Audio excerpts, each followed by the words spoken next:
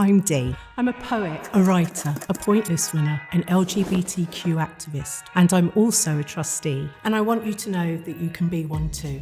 Being a trustee is what you make of it. It's somebody who sits on a board, goes to board meetings and makes sure that the campaigns we run and the policy we deliver are within keeping of the mission statement really of the charity you work for. I get to work on focus groups and task forces for the Senate.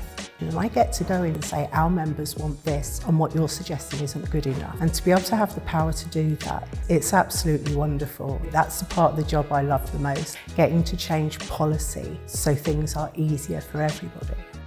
I was inspired to become a trustee by the wonderful women who are already trustees.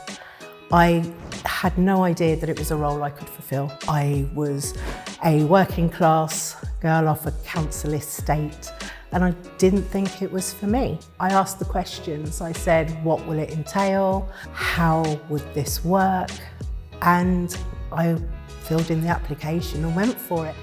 The perception that a trustee is only a certain type of person has come about, I think, because being a trustee was a certain type of person. That's just not the case now. I'm not white. I'm covered in tattoos and piercings, have a shaved head and bleached hair. What people look like shouldn't actually matter.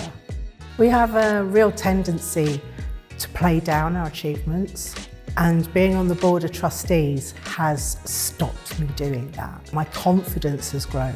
I have come on leaps and bounds. I own my area of expertise now.